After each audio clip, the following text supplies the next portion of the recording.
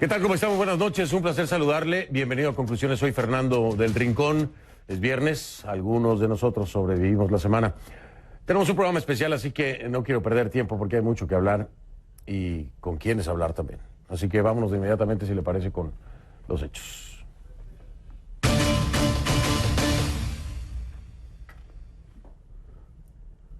Le pido que a partir de este momento me acompañe utilizando la etiqueta numeral Conclu Florido. Sí, es mi primer invitado. Conclu Florido. Sus comentarios, por favor, a mi cuenta en Twitter con esta etiqueta Conclu Florido, numeral Conclu Florido. Mi cuenta de Twitter es @soyfdelrincón, @soyfdelrincón.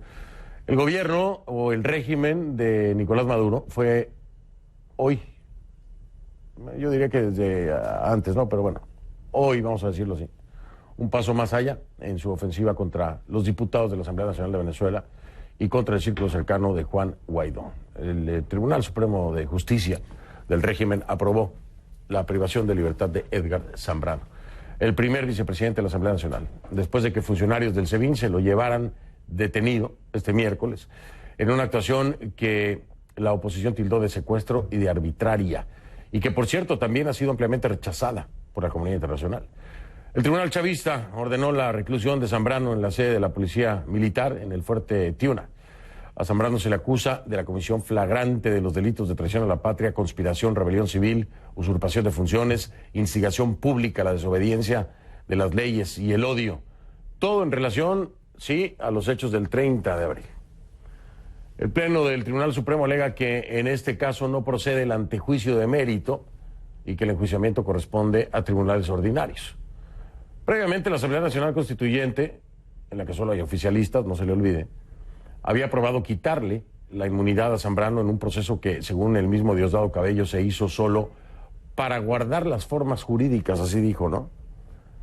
El acecho a los diputados opositores va más allá del ámbito judicial. Hoy varios asambleístas han sido víctimas de la misma amenaza. Mire usted, pintas en las que se lee "vamos por ti", los colectivos, y muchas de ellas personalizadas, ¿eh? ¿A qué me refiero? Muchas de estas pintas tenían el nombre de las personas a las que se referían, de los asambleístas, de los diputados. Recuerde que los colectivos son grupos armados, pro gobierno. Ahí está, mire usted, "vamos por ti", Luis Florido, atentamente colectivo. Luis Florido es mi invitado esta noche. Estos grupos colectivos actúan al margen de la legalidad, ¿no? Y a los que el propio Maduro ha instado, según él, a dar batalla en la calle, así dice Maduro. Qué terror, ¿no? Imagine despertar con esta pinta en el muro de su casa, en la barda de su casa, sabiendo cómo están las cosas en el país. Ya no le puedo ni explicar, ¿no?, lo que representa esto para ellos, para sus familias. Vamos por Luis. Nosotros vamos, pero a Caracas, con Osmari Hernández. Nos tiene más detalles sobre el caso del primer vicepresidente de la Asamblea Nacional, Edgar Zambrano. Por supuesto, también las últimas declaraciones de Maduro. Adelante, Osmari, buenas noches. Te escuchamos con atención. Fernando, muy buenas noches, un gusto acompañarles nuevamente. El cuestionado presidente Nicolás Maduro hoy se refirió a los sucesos del 30 de abril que aún dejan muchas interrogantes en el aire. En este sentido, calificó a Manuel Christopher Figuera, él quien ese mismo día fue destituido como director del Servicio Bolivariano de Inteligencia, SEBIN, como traidor.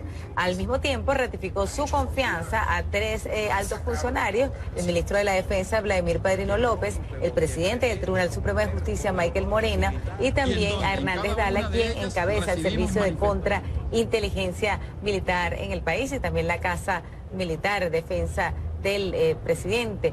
Y él dice que ratifica su confianza pese a que estos nombres fueron mencionados en varias oportunidades desde Estados Unidos como quienes formaban parte de las negociaciones que buscaban la salida de Nicolás Maduro. Esto fue lo que dijo Maduro al respecto. Y yo ratifico ante el país y ante el mundo, con conocimiento de causa, con lealtad de sangre, toda mi confianza en el general en jefe, Vladimir Padrino López, en el presidente del Tribunal Supremo de Justicia, doctor Michael Moreno, y en el mayor general Hernández Dala. Toda mi fe, toda mi confianza y todo mi apoyo. En cuanto a Manuel Christopher Figuera, aseguró que era un traidor y que, según la información que maneja, tendría aproximadamente un año trabajando para la CIA. Pero además, Fernando, el día de hoy estuvimos haciendo seguimiento al caso del primer vicepresidente de la Asamblea Nacional, diputado Edgar Zambrano, quien fue trasladado pasada la medianoche, alrededor de la medianoche, a tribunales. Se desconocía su paradero y finalmente se publicó un comunicado del Tribunal Supremo de Justicia en el cual se habla de su caso y le ratificaron 6 de los 7 cargos que le habían determinado al inicio, cuando se solicitó el allanamiento de su inmunidad parlamentaria: traición a la patria, conspiración, rebelión civil, usurpación de funciones, instigación pública a la desobediencia de las leyes y odio continuado. Importante destacar que su defensa denunció que no les permitieron ingresar a la sala durante la audiencia de presentación y, como se hacen los casos en los que no hay defensa, le designaron una defensa pública. También denuncian que en este comunicado del Tribunal Supremo de Justicia se establece como lugar de reclusión la sede de la Policía Militar, que se ubica en Fuerte Tuna, que es donde se encuentra el Ministerio de la Defensa, y se preguntaron por qué un civil tenía que estar recluido en una instalación militar.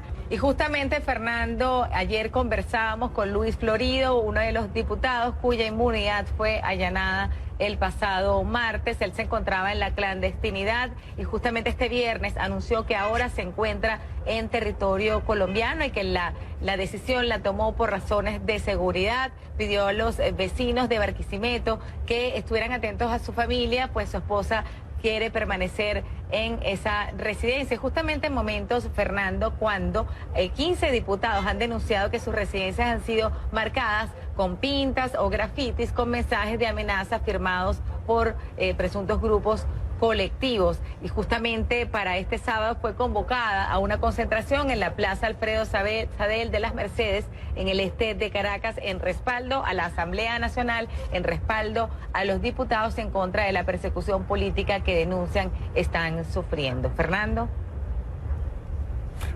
Pues Mari, muchísimas gracias por todo este contexto. Y bueno, pues efectivamente, como ya le había dicho, Luis Florido es mi invitado. Vamos con él, que es un protagonista.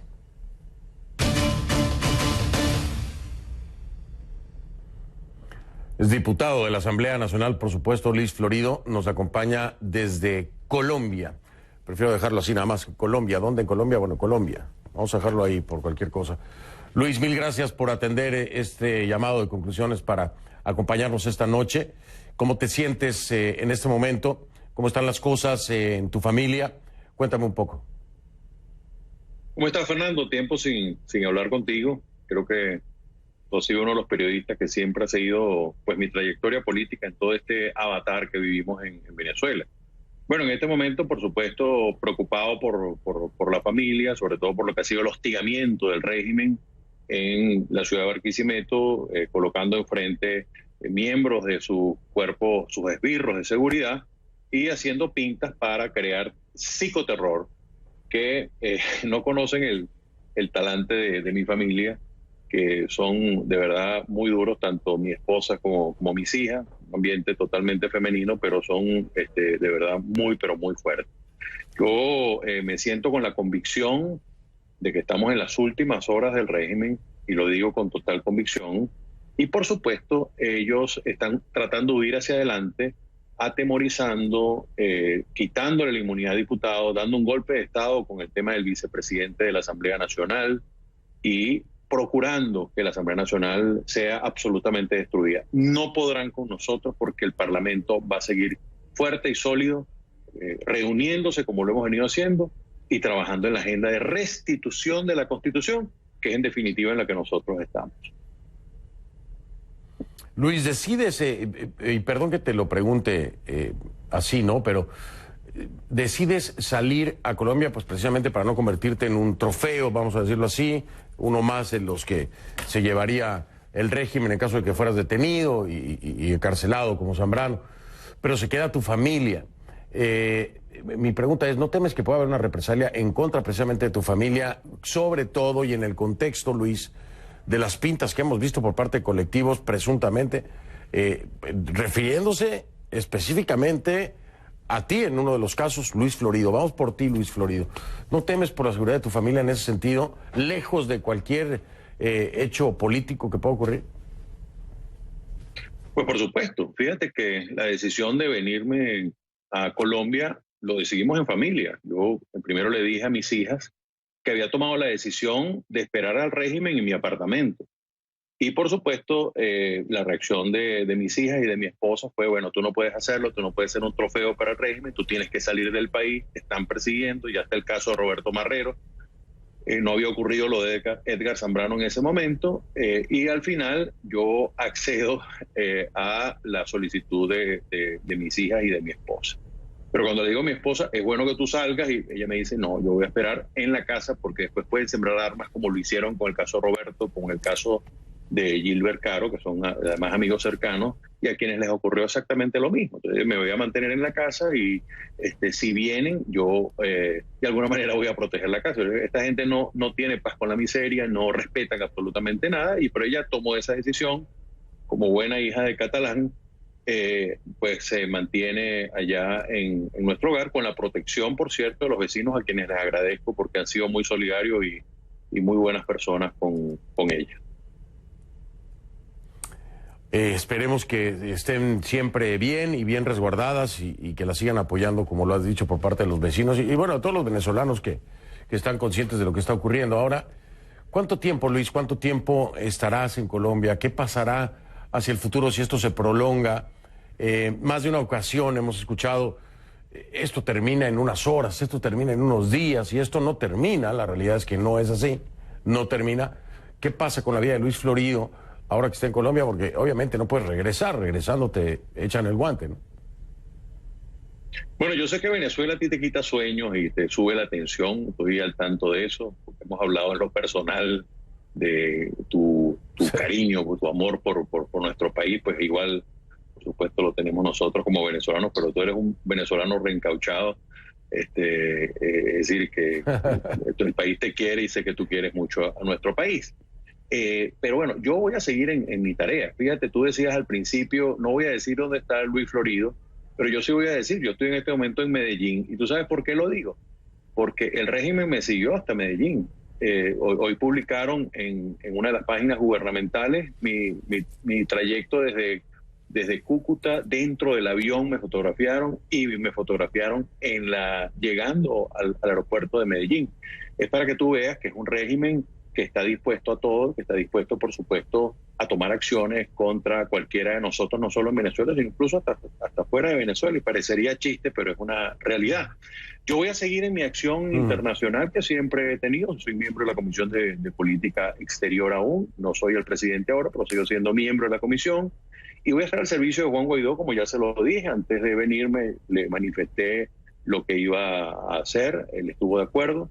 Y bueno, al servicio de él y al servicio del país en lo que corresponda. Y te aseguro que yo voy a regresar a Venezuela muy pronto, con toda una fuerza libertaria, democrática, en la cual de seguro se va a restituir la Constitución en Venezuela, porque ese es el trabajo de nosotros, restituirla en paz, en democracia, con la fuerza internacional, con la fuerza del pueblo y también con la fuerza armada que sabemos está mucho más dada a que este proceso democrático vuelva a Venezuela. Luis, déjame marcar una pausa. Regreso un momento para seguir hablando contigo. Nos acompaña desde Medellín, Colombia, el diputado Luis Florido, diputado de la Asamblea Nacional, que, bueno, pues por la situación ha decidido junto a su familia resguardarse en territorio colombiano y nos acompaña desde allá precisamente para hablar de todo esto.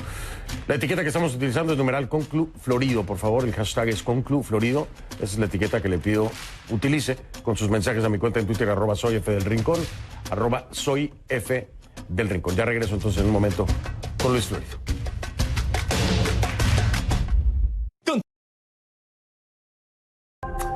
Continuamos con el diputado de la Asamblea Nacional, Luis Florido, desde Medellín, Colombia.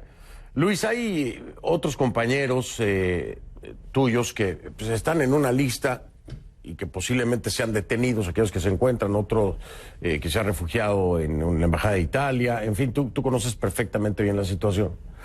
Y hay una sensación o un reclamo generalizado de los venezolanos diciendo, después de esta acción, ¿dónde están nuestros aliados? Nos han dejado solos. ¿Por qué no se acciona con toda la fuerza en contra del régimen? ¿Qué le respondes tú a los venezolanos que se sienten así, que sienten que se ha radicalizado? Me lo decía Juan Guaidó el lunes.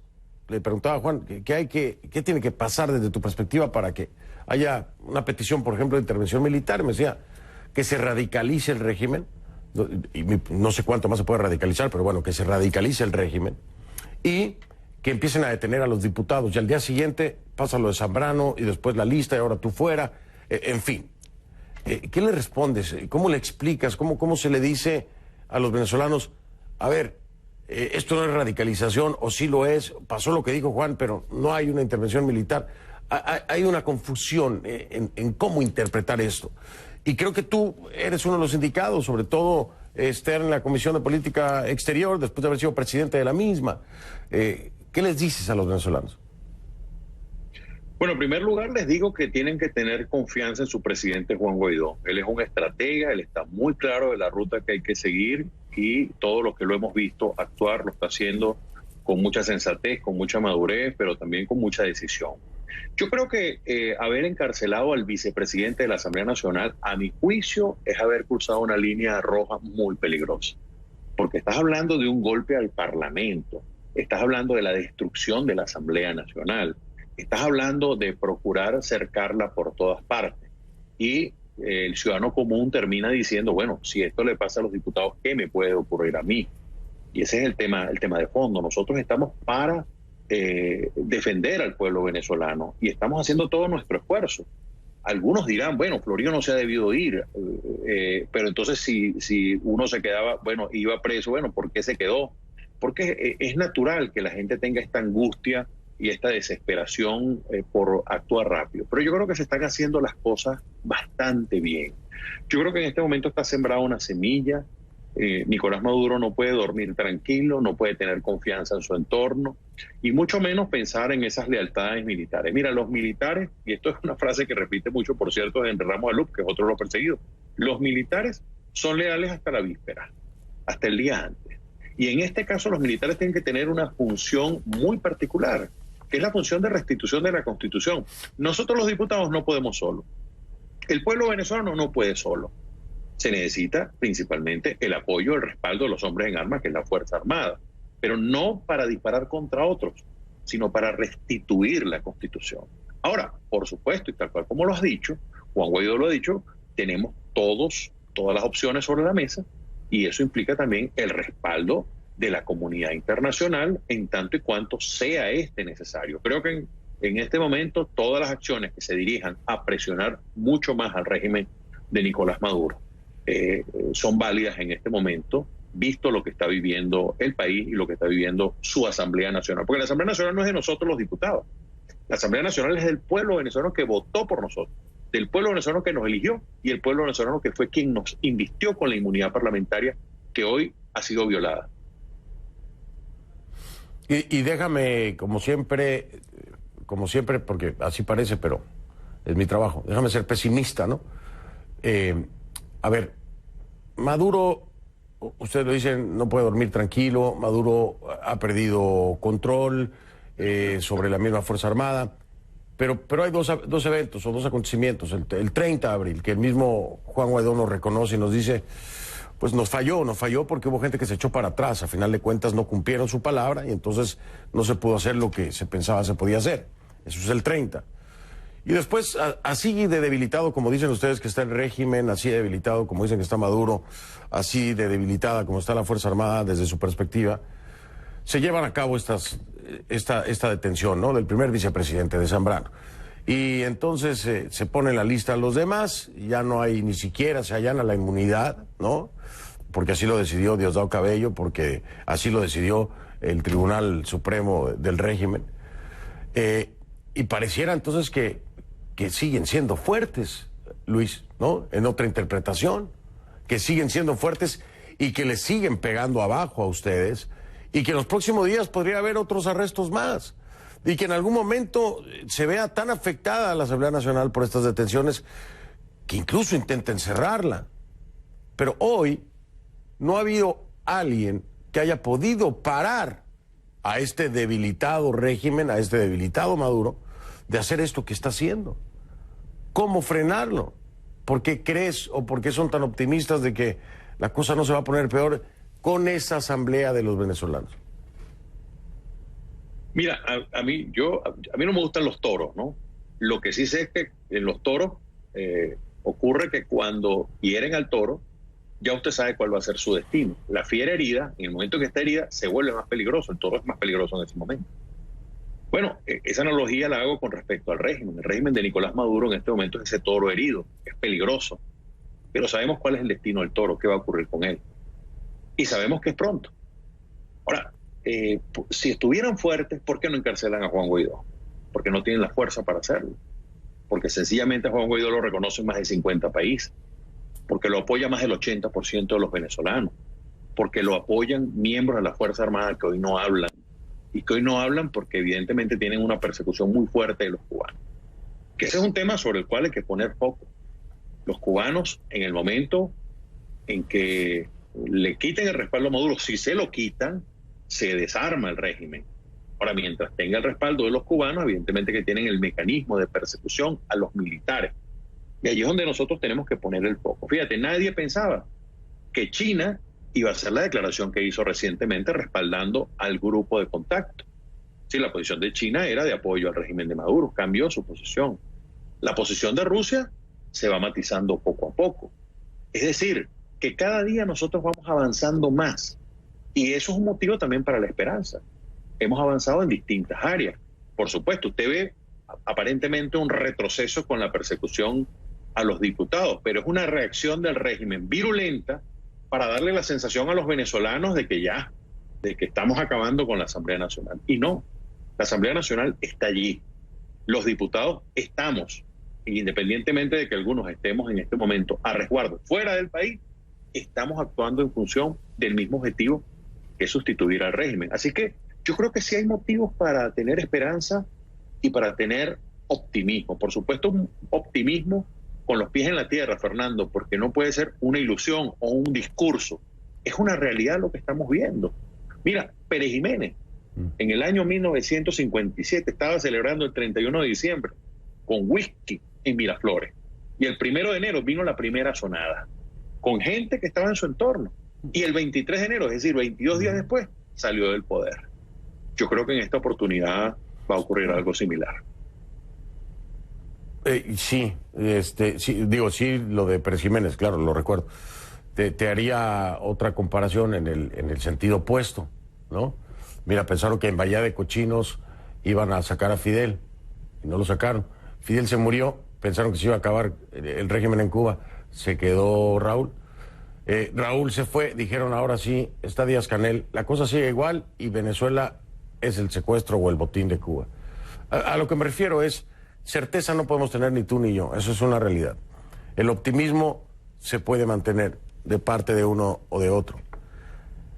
La gente en la calle puede o no reaccionar dependiendo de estos escenarios, Luis, tú lo sabes muy bien.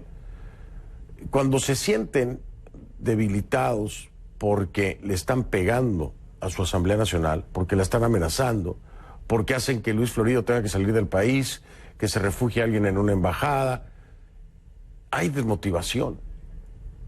¿Dónde encuentra el venezolano el motivo para este fin de semana?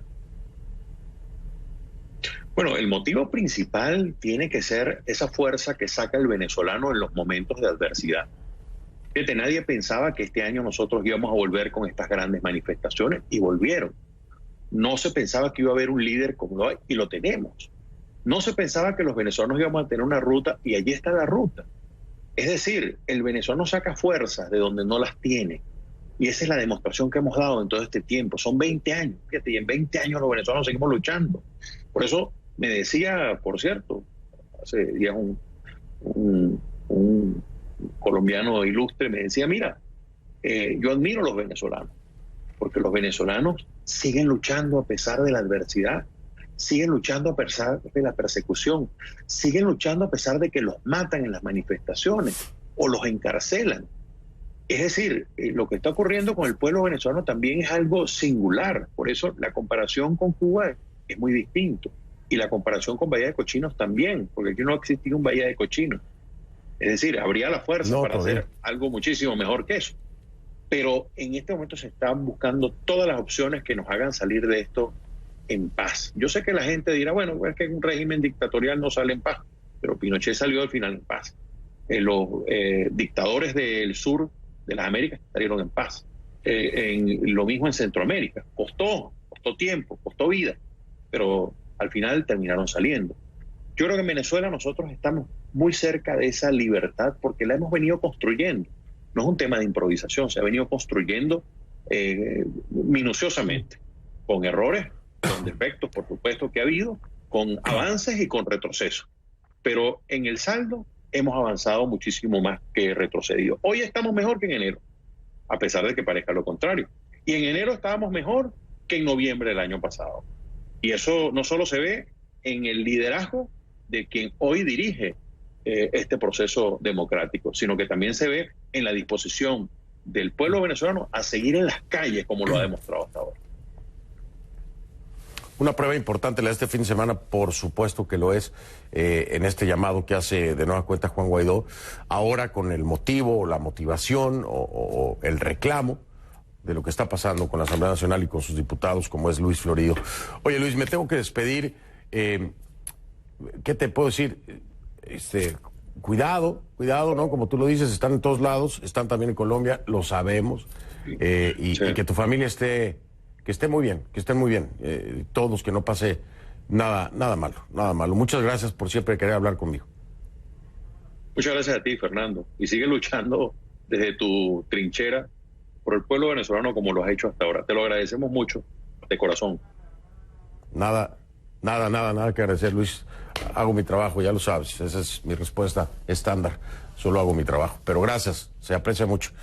Un abrazo fuerte. Luis Florido, diputado de la Asamblea Nacional, me acompañó desde Medellín, allá en Colombia.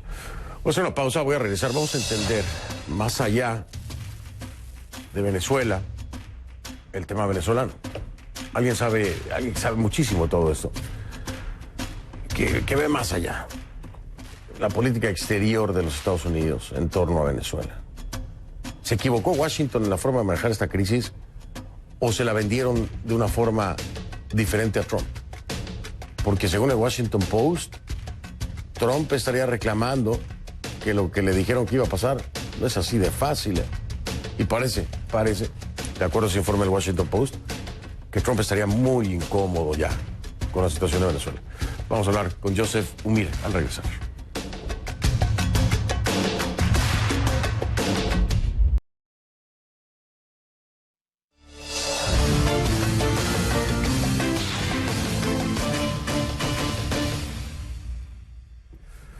Le pido que a partir de ese momento me acompañe utilizando la etiqueta numeral CONCLU VZLA Trump.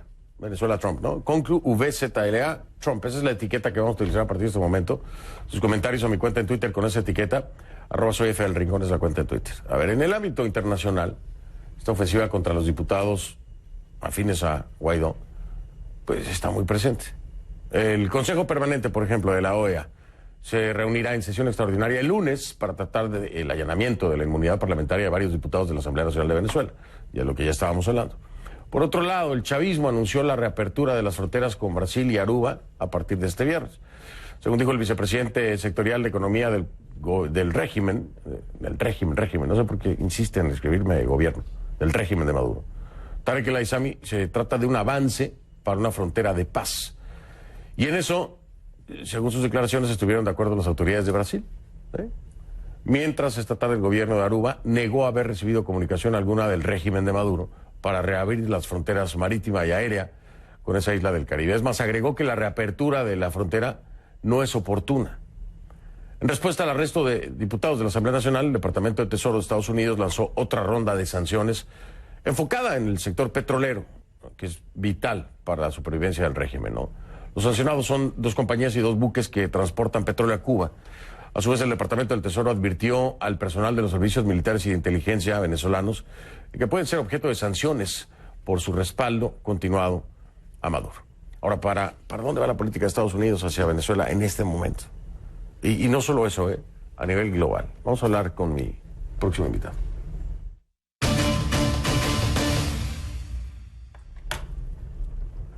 Ya se lo había anunciado, es Joseph Umire, experto en seguridad, analista internacional y director ejecutivo del Centro por una Sociedad Libre y Segura, que está aquí en el estudio. Bienvenido, Joseph. ¿Es la primera vez que estás conmigo en el estudio? Creo que sí. Sí, ¿verdad? Sí, ¿verdad? Siempre estás en Washington. Sí, claro. Pero bueno, nos hemos visto muchas veces, Joseph y yo. Ha colaborado en muchos programas de conclusiones. Joseph, a ver, yo escuché, te preguntaba ahorita, ¿no? Sí. Escuchaba las declaraciones de Luis Florido. Entonces habla de un régimen debilitado, La realidad es que Luis Florido está afuera. Sí. Está en Colombia y otro diputado está en una embajada y el primer vicepresidente está preso. Y yo te pregunto, ¿entendemos desde afuera el problema de Venezuela diferente o ellos adentro lo ven de otra forma? Porque Sí. hay que darle el contexto a esto. Claro. ¿Es así? ¿Está debilitado el régimen de Maduro desde la perspectiva estadounidense? Mira, primero, antes que todo, bueno, gracias por la invitación. Gracias a estar ti, aquí gracias a ti. en Miami. Mira, yo simpatizo con el diputado, yo entiendo, es muy difícil. De todos venezolanos están viviendo una situación muy desesperada y esa desesperación va a veces a ilusiones, ¿no? En ese aspecto yo creo que él habló mucho de esperanza, ¿no? Esperanza es un sentimiento, esperanza no es una estrategia. No se puede depender de una esperanza. Es bueno tenerlo, pero se necesita una estrategia real. En ese aspecto yo creo que históricamente ha habido siempre, y no solo por parte de la oposición venezolana, pero también la comunidad internacional y también los vecinos en América Latina, una subestimación del régimen de chavista, primero con Hugo Chávez y después con Nicolás Maduro, y incluyo a mi país en esto. Estados Unidos no ha tomado serio a la amenaza de la revolución bolivariana por mucho tiempo que llegamos a este punto. Entonces yo creo que en este aspecto esto nos lleva a varias premisas falsas, ¿no? Premisas de que esto es un narcoestado que está simplemente buscando poder, simplemente quiere capturar su riqueza, su fortuna y bueno, van a luchar por el poder a todo costo. Eso es correcto, pero incompleto. Hay otra premisa que se habló en tu último segmento de Cuba. Es evidente que Cuba tiene alta presencia en Venezuela, alrededor de 21 22 mil oficiales o agentes trabajando dentro del territorio venezolano, pero Cuba no es el único país y eso es, principalmente este año hemos aprendido que Cuba es un actor entre una variedad de actores, incluyendo Rusia, Irán, China, más y más Turquía. Correcto. Entonces, yo creo que lo que tienen que entender hoy en día en Venezuela es que hay una geopolítica mayor a esto. Lo que está pasando en Venezuela no solo manejado por lo que está dentro de Venezuela, pero está manejado por otras partes en el mundo y otros conflictos internacionales. Y creo que en este caso, no, con todo respeto, le digo al diputado, yo creo que él no está mirando esto de una forma global. Esto es muy importante porque normalmente se quiere entender o plantear el tema de Venezuela desde adentro y con un solo objetivo, Maduro. Vamos a quitar a Maduro, quitemos a Maduro. Y bueno, y uno piensa también después en ¿y qué pasa con Diosdado? ¿Y qué pasa con Tarek? ¿Y qué pasa con...? Hay muchos personajes. Pero hoy por hoy, Joseph, con la perspectiva que tú me das, aunque se quitara a Maduro, el tema de Venezuela no terminaría. No, absolutamente no. Porque entonces hay países como Siria, Rusia, Irán, Turquía, Cuba, que no permitirían que esto terminara. Sí. ¿Cómo atacarlo entonces? ¿Cómo enfrentarlo? Bueno, yo creo que podemos aprender de lecciones de conflictos parecidos en otras partes del mundo. En este momento, el conflicto más parecido a lo que está pasando y ocurriendo en Venezuela hoy en día es Siria. Es Siria, sí. Y había varias comparaciones hoy en día en los medios hablando de esto. ¿Qué aprendimos de Siria? ¿No? En 2011, cuando se empezó la guerra civil en Siria, había una perspectiva de parte de Estados Unidos y nuestros aliados en el mundo árabe de que Siria era un país terrorista con control de Irán.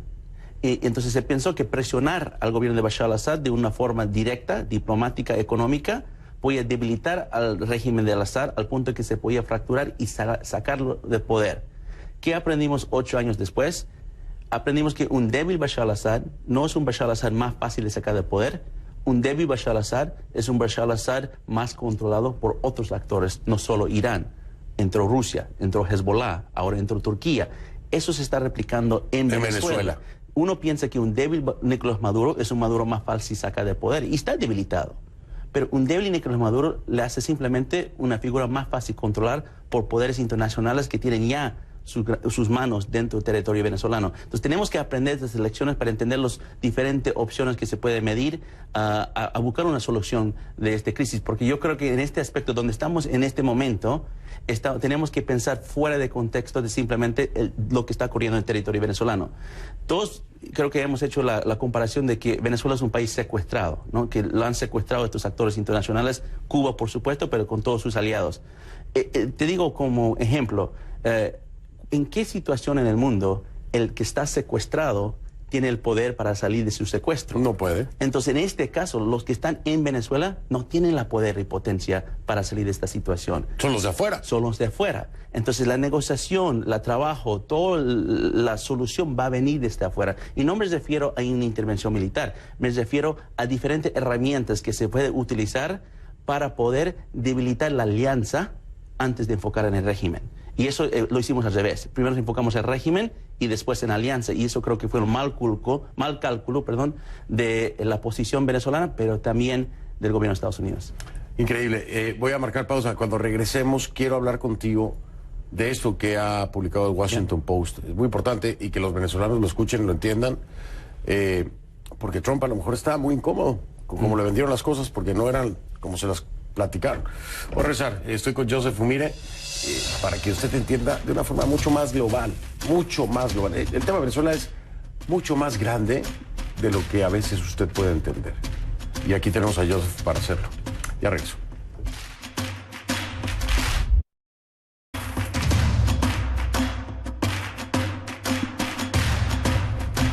Continuamos con Joseph Fumire, experto en seguridad, analista internacional y director ejecutivo del Centro por una Sociedad Libre y Segura. Joseph, el Washington Post, y bueno, tú estás familiarizado con este artículo, ¿no? Una de las cosas que dice, de acuerdo a asesores que prefirieron permanecer en el anonimato, de acuerdo a lo que reporta el Washington Post, asesores de la Casa Blanca, le dijeron que Trump se siente engañado por los planes de su asesor de seguridad nacional, John Bolton, quien le habría asegurado que sería fácil el derrocamiento del presidente Maduro y su reemplazo por Juan Guaidó. Además, no solo eso, que Trump se quejó de la postura intervencionista de Bolton con el tema de Venezuela, porque prácticamente quiso meterlo en una guerra. Estas declaraciones son completamente contrarias a lo que los venezolanos están recibiendo en información. De parte de un Marco Rubio, de parte de un Rick Scott, el gobernador de la Florida, de parte del mismo Pompeo. Esto es completamente diferente, ¿no? ¿Qué está pasando allá adentro, Joseph? Yo creo que primero tenemos que entender que había un vacío en el conocimiento y la lectura de lo que pasa, no solo en Venezuela, pero en América Latina, en Washington. O sea, si hay un fracaso en la política exterior de Estados Unidos en los últimos 20 años, es América Latina. Porque no tomamos serio a Hugo Chávez, no tomamos serio a Evo Morales, no tomamos serio a todas las amenazas que estaban surgiendo y lo que, como decían mis colegas en la comunidad de defensa e inteligencia, decían que, bueno, tenemos dolores de cabeza en América Latina, pero tenemos migrañas en Medio Oriente. Entonces había que enfocar la política allá y lo que nos estamos dando cuenta que es Venezuela es una migraña y las dolores de cabeza se convierten en migrañas si no los atiendes. Entonces yo creo que cuando entró el presidente Trump como presidente en 2017, tuve que enfrentar con este vacío. No había mucho conocimiento del Departamento de Defensa, Estado. Claro, hay políticos de carrera, pero no había una estrategia mayor. Entonces ahí entras a varios asesores, embajador Bolton no es el primero, a mí entró Michael Flynn, después entró General McMaster, ahora Bolton, y todo ese tiempo se trabajó Venezuela, y lo que pasa es que ellos están, lo que se dice en inglés, catch up. Ellos están leyendo, están escuchando, están hablando, y parte de... Poniéndose al corriente. Poniéndose al corriente, y el adversario, si se puede llamarlo así, el régimen de Maduro, ya tiene su plan. Claro, ya tiene su norte, ya están en camino. Ya han tenido 20 años o más a construir lo que están haciendo. O sea, en Estados Unidos llega tarde a la fiesta. Correcto, se prepararon justo para este momento. Chávez les preparó para este momento. Te doy un ejemplo. Los militares, toda la conversación que ha sido en Washington ha sido si los militares van a respaldar a Juan Guaidó. El 30 de abril se trataba si los militares iban a cambiar de bando y ir con Juan Guaidó. Si yo te digo que los militares no son el factor crítico en este conflicto, me explico. Si podemos apreciar que instituciones importantes en Venezuela, como PDVSA, si Guaidó asuma el poder completo del país mañana, no puede poner a PDVSA a producir petróleo como lo hacía en los 90s, porque está roto como institución. está criminalizado y está desequilibrado a nivel institucional. Entonces hay que reconstruir esto. Entonces, si podemos apreciar que PDVSA no funciona, debemos apreciar que militares, la institución militar, que es importante también en el país de Venezuela, tampoco funciona como debería ser, está criminalizado y está roto. Entonces, ¿cómo una institución roto va a enfrentar con una amenaza que viene del exterior, o con equipos, con fuerzas irregulares que tienen más armamento, son mejores entrenados y más listos para combate? Los militares no son tontos. Y todo esto, perdón, Sí. que te interrumpa, y todo esto, como tú dices, como estaban catching up, como estaban Sí. poniéndose al corriente, todo esto no lo tenían claro entonces, y por eso le dicen a Trump, esto va a ser rápido, lo podemos sacar fácil del poder.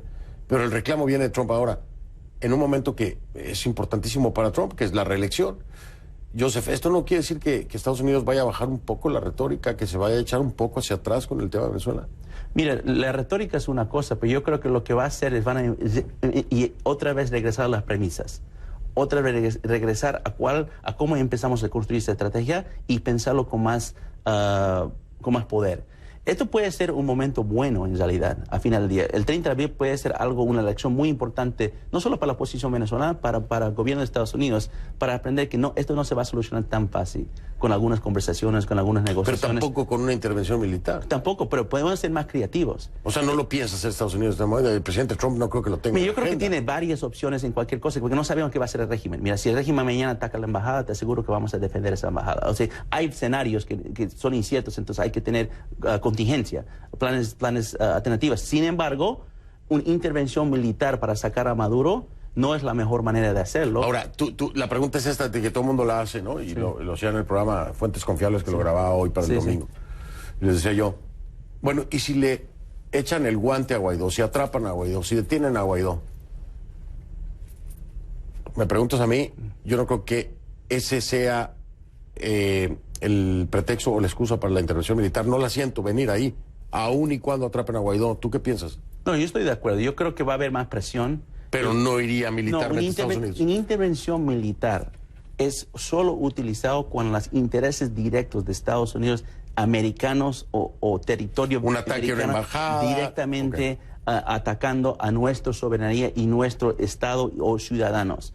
Atacar a nuestros aliados es importante y vamos a reaccionar, pero yo no creo con fuerza militar. Yo creo que vamos a reaccionar fuera de sanciones y todo. Creo que vamos a presionar mucho más a los regímenes que están apoyando a Nicolás Maduro, principalmente Rusia y Cuba.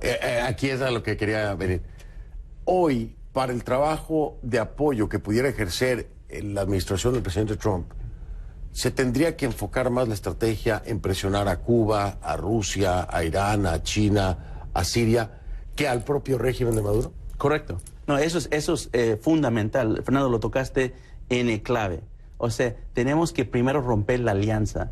Yo te aseguro, si Maduro no tuviera a todos sus actores respaldándose, no sería tan arrogante, no estaría tan fuerte en su alcance de poder arrestar diputados, ¿no? La única razón que Nicolás Maduro está ahorita en el poder, y no solo él, pero Diosdado Cabello, Tarek El Aissami, es porque tienen ese respaldo internacional y no podemos negarlo, no podemos mentir, no podemos decir que Maduro está completamente aislado. Porque él tiene más que 70 países que le están respaldando. Es cierto, son países pequeños, lo que se llama el movimiento no alineado, pero ese grupo están unidos. Y hay países grandes dentro de Bueno, ellos. hay China, hay Rusia, hay Turquía, hay países potentes. Turquía es un miembro de la OTAN, es un miembro de la Unión Europea y es un gobierno que está negociando justamente ahorita sacar más oro de Venezuela para respaldar sus reservas en Turquía.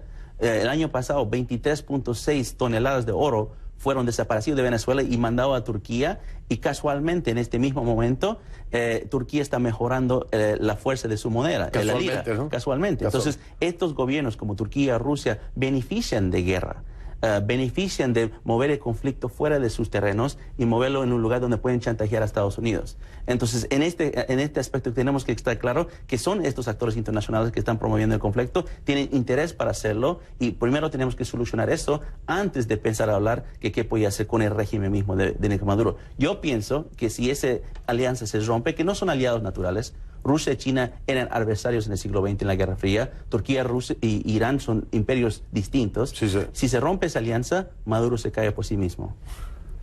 Otra perspectiva completamente diferente. Por favor, grábesela bien, porque es así, es así. Joseph, mil gracias. A ti, siempre. No, siempre, siempre, Joseph. Mire, muchísimas gracias. Información de primera mano para que la utilice y entienda. No es tan chiquita la cosa. Si la veía grande, es mucho más. Ya regreso. Vive en 5350 Park, nuestra tercera torre en Downtown Doral. Con